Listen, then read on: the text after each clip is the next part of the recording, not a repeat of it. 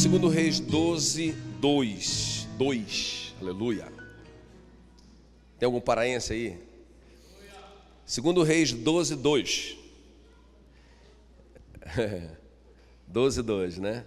Diz assim: fez Joás o que era reto perante o Senhor, todos os dias em que o sacerdote Joiada o dirigia, né? O liderava.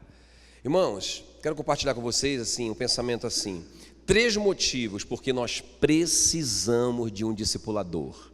Claro que tem 100 motivos, 1000 motivos, né? Mas eu quero compartilhar só 3, assim, baseado nessa história aqui, né? Do Joás. Então, muito interessante, gente, isso aqui, essa história, porque até porque o Joiada, ele não era o pai do Joás, né? A gente sabe que o Joás, o rei Joás, ele era filho do rei Acasias, né? O rei Acasias morreu, não é? E uma mulher muito maligna, não é? A Atalia, né? Ela então matou toda a descendência, todos os filhos do Acasias, e uma tia, não é? Acho que prima ou irmã, talvez irmã, uma irmã do Joás, escondeu o Joás quando ele era criança, né? Então, quando ele tinha 7 anos, o Joiada, que era o sumo sacerdote, conseguiu reunir Judá, não é? E eles proclamaram o Joás o rei, com 7 anos de idade. Muito linda essa história. E interessante, enquanto o Joiada viveu, o reinado do Joás foi uma bênção. Ele é um dos reis, sempre começa reis assim, né? Já viu lá o livro de Reis? Esse fulano aqui fez o que era mal perante o Senhor. Esse aqui, o Ezequias, fez o que era bom. Então, o Joás é um dos bons, é um dos poucos reis bons, enquanto o Joiada viveu. Nós vamos ver que depois que o Joiada morreu, não é? Os príncipes vieram e convenceram o Joás de colocar umas imagenzinhas, só umas assim que não tinha nada a ver no templo e tal, não é? Irmãos, foi uma tragédia. Deus mandou os profetas para avisar o Joás que estava tudo errado. Ele não deu moral, não é? Foi o filho do Joiada, pensa bem, foi o filho do Joiada e deu uma palavra para o Joás. O Joás mandou matar o Zacarias, filho do cara que salvou a vida dele e fez ele um rei. Ele mandou matar. Quando o cara estava morrendo, ele disse: o Senhor viu o que você fez, não é? E ele vai te visitar. E aconteceu mesmo, né? A vida do Joás, o reinado do Joás termina com uma conspiração covarde contra ele, né? E ele foi morto. Então, isso fala muito no meu coração, porque, irmãos, enquanto o Joiada o dirigia, ele foi uma bênção, né? Então eu quero mostrar para vocês 3 coisas só, 3 razões para a gente decidir. Não é ter um discipulador, gente, não é isso, não é isso. É realmente a gente se colocar debaixo de uma cobertura espiritual, não é? Não é aquela coisa de dizer: eu tenho um discipulador, né? A gente até reúne toda semana. Não é só isso. Você vai ver que é muito mais do que isso, né? Então vamos ver essas 3 coisas. Por quê? Por quê? 3 motivos porque eu preciso de um discipulador. Não é luxo, não é enfeite, não é uma ideia da Igreja da Paz. É a Bíblia. Então a primeira coisa, por causa da autoridade espiritual, não é? Segundo Reis 12, né? Esse versículo 2, eu gosto disso, fala: Joás fez o que era reto perante o Senhor todos os dias em que o sacerdote Joiada, diga comigo, o dirigia, né? Ou seja, irmãos, enquanto ele era liderado, ele foi uma bênção. Está entendendo o que eu estou falando? Nós precisamos disso, de ter uma liderança na nossa vida, né? Alguém que pode realmente, não é, nos confrontar com amor, nos corrigir, nos mostrar que está errado. Isso é liderança, gente. Isso é discipulado, não é? Quando ele perdeu essa liderança, quando ele deixou de estar debaixo de alguém, realmente prestando conta com alguém, a gente vê que, não é, o cara despencou. Irmãos, é muito sério isso. né? Porque só tem autoridade, eu falei assim por causa da autoridade. Eu preciso de autoridade espiritual para exercer a minha vida aqui na terra. Seja que eu sendo líder ou não, eu sendo pai, sendo mãe, né? Sendo um ser humano, eu preciso de autoridade espiritual, né? Eu tenho que ter uma patente espiritual, né? Para os demônios obedecerem, não é? Não posso ser igual os filhos do Seva, que os demônios não obedeceram a ele, e eles falarem em nome de Jesus, e o demônio foi uns tapas nele, né? Não, eu tenho que ter patente, eu tenho que ter autoridade. Agora, qual que é o segredo? Qual que é o segredo? Eu tenho que estar debaixo de autoridade. Gente, isso aqui é uma lei. Só tem autoridade quem está debaixo de autoridade. Amém? A mãe só tem autoridade com os filhos quando ela está debaixo da autoridade do esposo, não é? Eu, como pai, só posso exercer autoridade na minha casa se eu estiver debaixo de uma autoridade espiritual. Irmãos, eu faço tudo para estar. Eu tenho uma autoridade sobre a minha vida, não é? Vocês líderes de célula, de setor e etc., não é? Vocês têm que estar debaixo de uma autoridade. Quem dirige você? Entende o que eu estou falando? Interessante. Olha, Joás fez o que era reto perante o Senhor. Ele foi uma bênção todos os dias que o sacerdote Joiada o dirigia. Eu acho muito tremendo isso, não é? Irmãos, agora deixa eu te falar uma coisa interessante. No Salmo 91 fala assim, né? Aquele que habita no esconderijo do Altíssimo, a sombra do Onipotente descansará, não é? Então, irmãos, essa autoridade que nos protege, deixa eu te falar uma coisa aqui legal. Porque quando a gente fala sobre autoridade, em geral, soa aquela coisa assim, né? Lá vem, eu tenho que me submeter a alguém, lá vem, essa conversa. Gente, não é esse o tom da Bíblia. O tom da Bíblia é assim, ó, que a autoridade protege. Quem está comigo aqui, ó? Gente, a autoridade, só tem autoridade se tiver submissão. Quem está me entendendo? Não é? Então, a autoridade, na verdade, é uma sombra. Não é? É a sombra do Altíssimo. A gente está escondido debaixo do Onipotente. Por quê? Porque, irmãos, a autoridade de Deus na terra, só quem experimentou ela diretamente foi Adão. A partir de Adão, essa mesma autoridade, ela é representada pela autoridade delegada. É por isso que quem resiste à autoridade, Romanos 13:1, resiste à ordenação do próprio Deus e traz sobre si mesmo condenação. Então, quando o pai representa para o filho essa sombra, essa proteção do Onipotente, essa autoridade, não é, delegada de Deus. Quando o filho resiste ao pai, ele resistiu a Deus. Entende o que eu estou falando?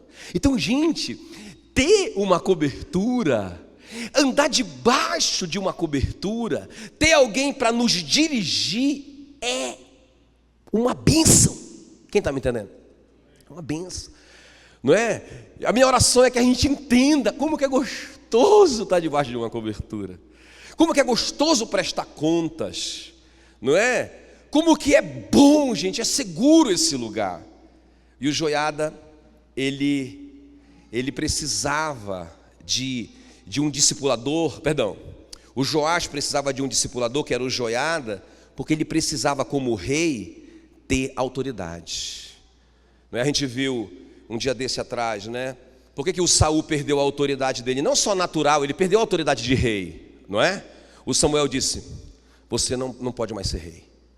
Por que ele perdeu essa autoridade? E por que ele perdeu também a autoridade espiritual, que os demônios vieram e se apossaram dele? O cara ficou doido, cheio de demônio. O Davi tinha que tocar a harpa para os demônios saírem.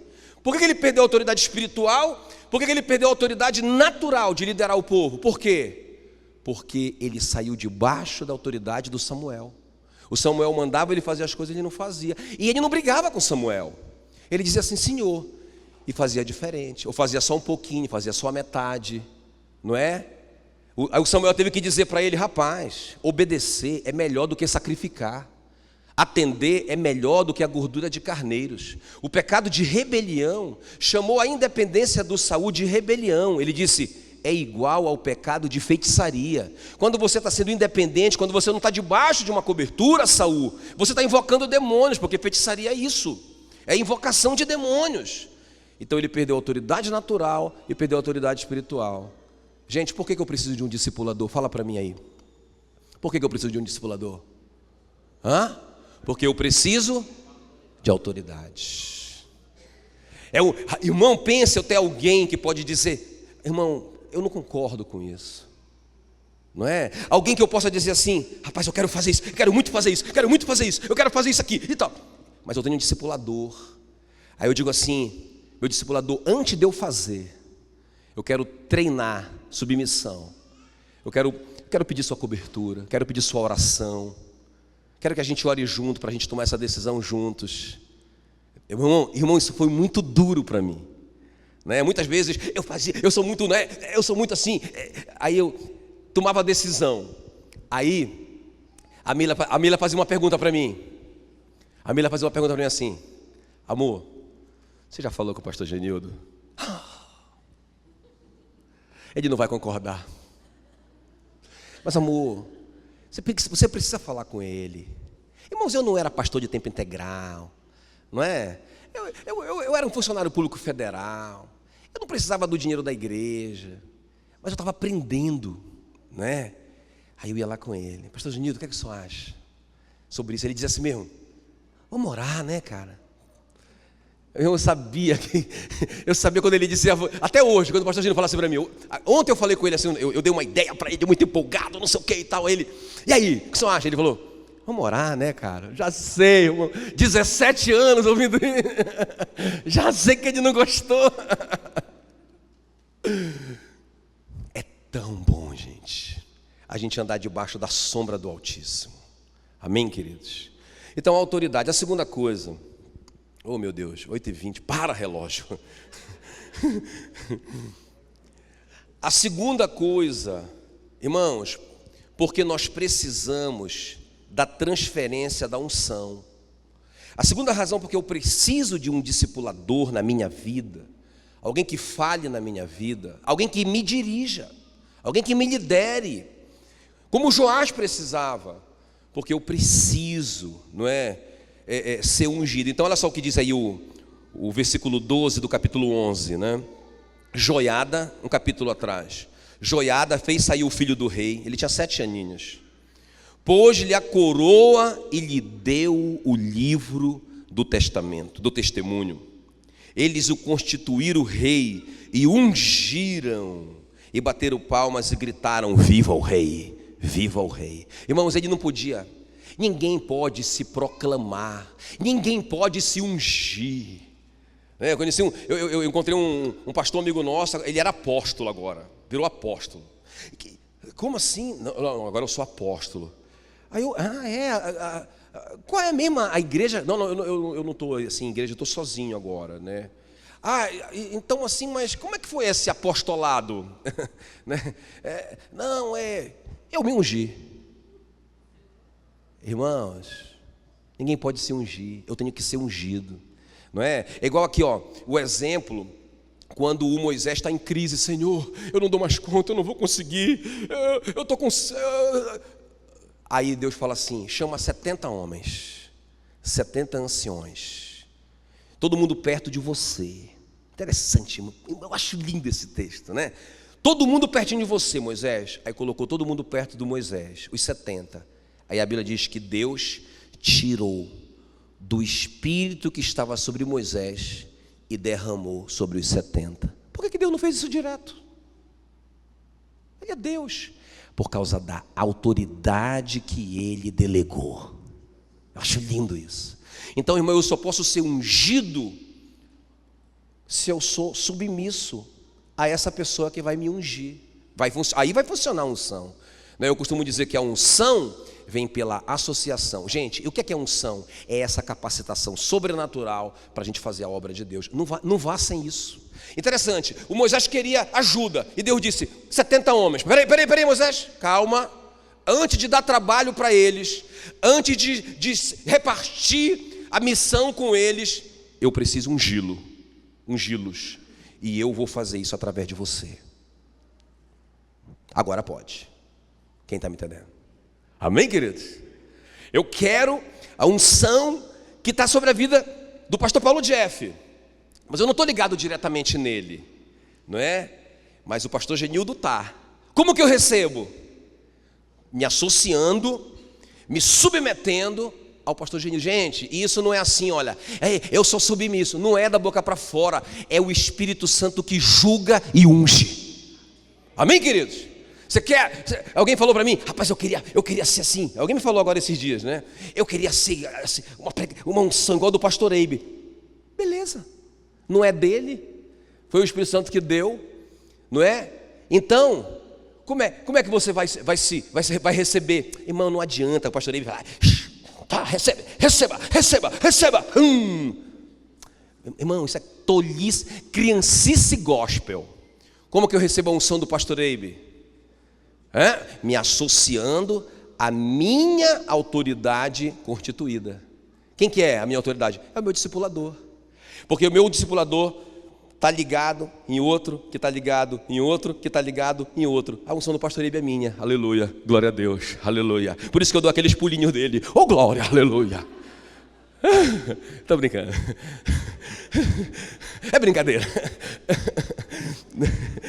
Oh glória, meu Deus do céu. Ficou emocionado. Amém, queridos? Então, olha aqui para mim, como foi que o Eliseu, fica ligado, como foi que o Eliseu recebeu a unção do Elias? Como foi? Elias, eu sou seu fã, ora aí por mim para eu receber. O Elias disse, se você me ver sendo arrebatado, se você estiver perto de mim quando o Senhor me tirar da terra, você vai receber. O que ele fez? Cola no homem, cola nele. Agora, por que Deus simplesmente não deu para o Eliseu? Porque, irmão, Deus sempre vai fazer assim, porque é necessário. Porque senão todo mundo, a nossa tendência é a gente se isolar, todo mundo ficar por sua própria conta. Então Deus colocou essa condição para a gente receber a unção, para a gente se submeter. E é uma delícia, aleluia, porque lida com o nosso orgulho, gente. Está entendendo? E Deus resiste ao orgulhoso, e Ele derrama a sua graça sobre aquele que se humilha. Amém? Aleluia. Então, por causa... deixa eu falar uma coisa interessante aqui do Eliseu e do Elias. Presta atenção agora. O Elias transferiu a unção para o Eliseu. Aí o Eliseu recebeu a unção. É interessante, vocês já repararam isso? Eu estava lendo hoje isso. Como que o ministério deles foi parecido, não é? Quer ver? Irmão, por isso que o nosso ministério vai ser... Às vezes eu vejo vocês pregando, né? Às vezes eu assisto vocês pregando. Gente, a gente prega. É verdade, eu vou falar para vocês. Todos vocês pregam, né? Parecido com os nossos líderes, não é? Às vezes eu vejo a Meila falando, ela fala de um jeito, muito parecido com a Simone, mas a Simone fala muito parecido com a pastora Rebeca, porque a unção vai transferindo, não é? A maneira de organizar a pregação, a gente prega muito parecido todo mundo, é muito lindo isso, aleluia, não é? Agora veja bem, o Elias transferiu para o Eliseu. Agora olha aqui para mim, já viu o ministério deles? Já viu? O Elias, por exemplo, ele fez um milagre ali na casa da viúva, nunca faltou farinha. Nós pregamos agora do Eliseu. O Eliseu nunca faltou azeite. Ele resolveu o problema também de uma viúva, não é? O Elias ressuscitou o filho de uma mulher, dessa própria viúva de Serepta. E o Eliseu ressuscitou o filho da sunamita. E sabe uma coisa muito interessante, que eu acho que é até mais importante do que isso, mais importante até do que o ministério ser parecido? Deus deu uma missão para o Elias antes dele morrer. Eu quero que você unja o Azael como rei da Síria, o Jeú como rei de Israel e o Eliseu como profeta em Israel. Sabe o que foi que o Elias fez? Ele só ungiu o Eliseu. O Elias morreu antes de ungir o Hazael e de ungir o Jeú. Sabe quem foi que fez isso? Foi o Eliseu. E Deus considerou que foi o Elias. Então, irmão, isso é muito lindo, porque a transferência da unção é para que a gente dê continuidade na missão que Deus deu para os nossos líderes, aleluia, não é? A missão que Deus deu para o pastor Lucas são 100 mil igrejas, não é? Irmãos, ele morreu, mas a missão é irrevogável, está na nossa mão, e nós vamos conquistar em nome de Jesus, aleluia. E a terceira e última coisa, glória a Deus. Né? Então a primeira coisa é autoridade. A segunda é transferência de unção. E a terceira, gente, olha só, é por causa da cobertura de oração. Quer ver? Olha aqui, ó. Isso aqui é muito tremendo. Não perca isso aqui agora. Por que eu preciso de discipulado, pastor? Além de você precisar de discipulado, porque você precisa de autoridade espiritual. Além de você precisar de discipulado, porque você precisa de unção, senão você não vai dar conta, dessa capacitação sobrenatural. É o poder de Deus mesmo manifestando na sua vida. Agora, essa terceira aqui é muito poderosa, porque nós precisamos de uma cobertura de oração. Quer ver? Acompanha aí o versículo 17 de 2 Crônicas, né? Porque essa história do Joás com o Joiada é contada tanto em 2 Reis como em 2 Crônicas. Só que detalhes que Reis fala, Crônicas não fala. Então esse detalhe aqui, ó, 2 Crônicas 24, 17, se você quiser só anote, diz assim, ó, depois da morte de Joiada, olha só, vieram os príncipes de Judá e se prostraram perante o rei, e o rei os ouviu. Irmãos, aí olha, isso falou tanto no meu coração, porque os príncipes, na verdade, eles fizeram isso por 40 anos, que foi o tempo que durou o reinado do Joás, tentando, porque quando o Joás assumiu, não é? É muito linda a história dele, que você lê com cuidado em casa, com mais detalhes, você vai ver que ele foi um revolucionário, esse cara. Ele derrubou o templo do Baal, ele derrubou os altares, os postes ídolos, os ídolos, ele reconstruiu o templo, não é? O templo estava em miséria, em ruína, ele deu, olha, ficou lindo o templo. Pensa num homem apaixonado por Deus. Só que os príncipes queriam sempre que voltasse para o que era antes. Mas por 40 anos ele tinha um intercessor, quem está me entendendo? Gente, o mundo vai nos seduzir, o mundo não vai deixar você, não é? E o mundo sempre vai te propor, só um pouquinho, não é para fazer um templo para o Baal, mas vamos fazer um Baalzinho em miniatura, ninguém vai nem ver, a gente coloca ele no cantinho escondido. Bora, Joás, tem nada a ver. Olha, se você liberar aí, não é, a gente fazer um Baalzinho, pode até rolar uma oferta boa, não é? Aquele sonho dourado que você tem, a gente pode até realizar para você. Nós somos príncipes, entende? Mas o Joás sempre tinha um intercessor ali. Porque vocês já repararam o que é que Jesus ora na oração sacerdotal em João 17? Pelo que Jesus ora? Ele ora basicamente por duas coisas: unidade. E não é qualquer unidade, ele ora assim pelos discípulos: Senhor, eu oro para que eles sejam um, assim como eu e o Senhor somos um. Eu tenho orado isso por nós, gente, porque depois que Jesus orou que nós podemos ser um como Ele e o Pai foram um, irmãos, isso tem queimado meu coração. Eu oro todo dia para que nós sejamos um, assim como Jesus e o Pai são um. Quem queria que pode acontecer isso? Senão ele não oraria. Agora, qual é que é a segunda oração que Jesus ora? Ele diz: Senhor, eu oro para que o Senhor os livre do mal. Eu não peço para que o Senhor os tire do mundo, mas que o Senhor os livre do mal. Então, irmãos, eu creio que o Joiada estava lá, ó. Ele morreu com 130 anos. O grande Joiada, sumo sacerdote. Ele foi tão homem de Deus, esse cara, que ele foi o único sumo sacerdote enterrado nos sepulcros dos reis. Ele foi enterrado como um rei, esse cara. Ele ficava lá pelo Joás, ó, orando. Quando vinham as seduções, tinha uma proteção em torno dele. Quem está me entendendo? Quem está me entendendo?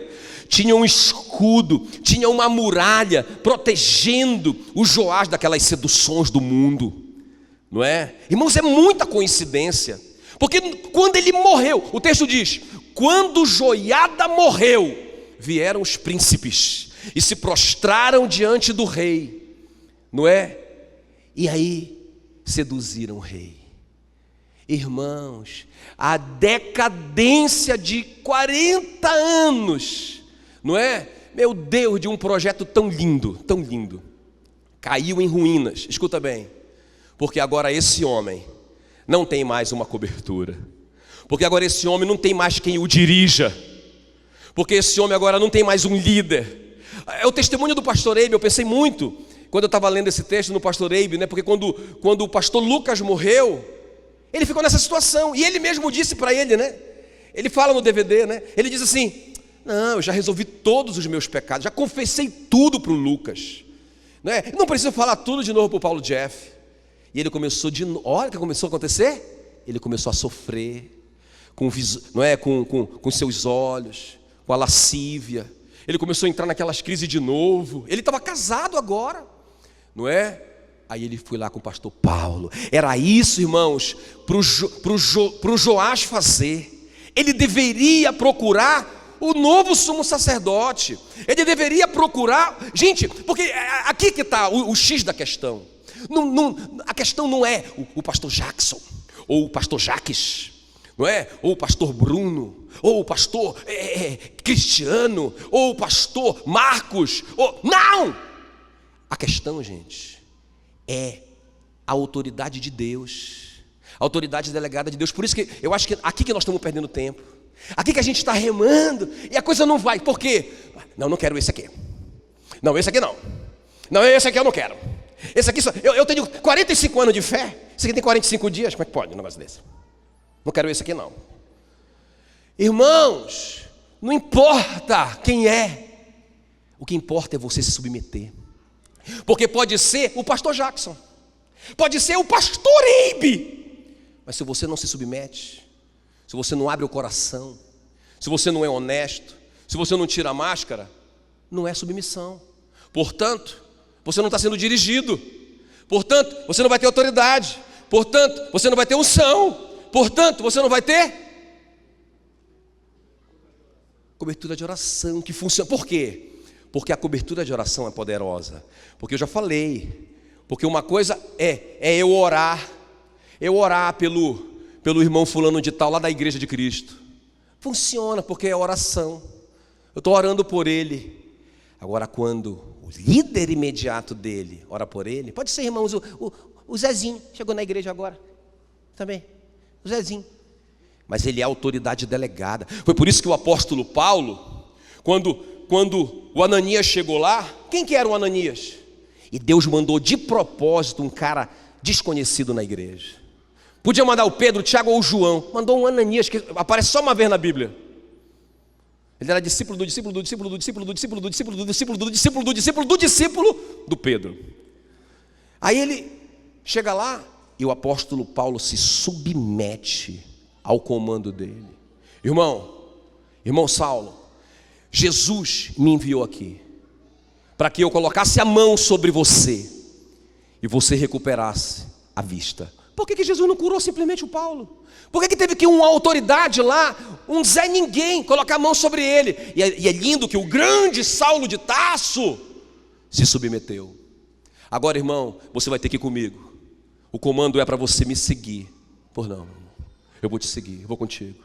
Amém, queridos? É muito lindo isso, aleluia, glória a Deus. Não é? Por que eu preciso de discipulado, gente?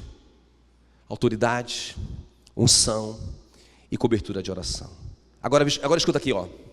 Escuta aqui.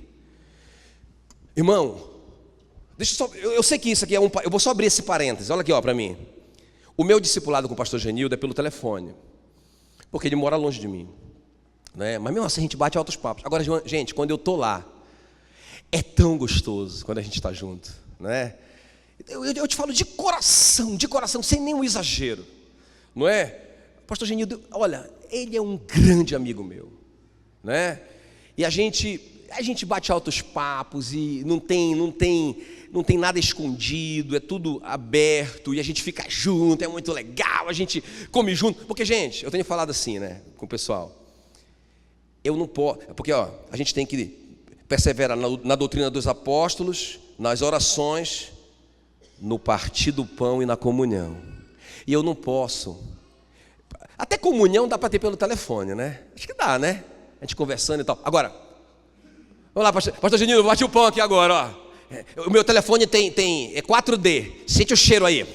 Vai lá. Agora. Agora come aí, vai lá. Não dá, gente. Partir o pão tem que ser relacionamento. Tem que estar sentado junto, ok? E outra coisa, o discipulado tem que ser assim, ó. Fala para mim, ó. Cadê o doutor Rafael? Me corrija se eu estiver errado, se eu estiver falando besteira. Mas assim, o nosso discipulado tem que ser HDL. É esse que é o colesterol bom? Olha lá, né? O LDL é ruim, então, né? O HDL é o bom, então tem que ter hora, dia e local, aleluia. Semanalmente e pessoalmente. Ah, então eu não posso ligar para o meu discípulo? Pode, deve. Ah, eu não posso passar uma mensagenzinha bonitinha para o meu discípulo? Pode e deve, é bom. Agora, gente, nada substitui o relacionamento. Gente, a igreja está indo na contramão do mundo. O mundo está jogando fora os relacionamentos. O mundo está perdendo o relacionamento. Esse dia o Tiago estava me dizendo que durante algum tempo os amigos dele eram tudo virtual, né? Por causa dos jogos e tal, não sei o que lá. Aí ele chegava, era tudo virtual. Nem conhecia os caras e conversava horas com tudo virtual. Não. Irmãos, o relacionamento de discipulado tem que ser pessoal. A gente tem que ter comunhão. Como eu disse, olha, a mudança dessa unidade vai acontecer aonde? No DNA, que está dentro da célula. Mas eu digo que a menor partícula da célula é o discipulado. E é nesse discipulado que tem que ter unidade, tem que ter relacionamento, tem que ter purê de batata, tem que ser gostoso, tem que ter transparência. Aí sim, a gente vai ser um Joás, mas um Joás que não cai. Amém, queridos?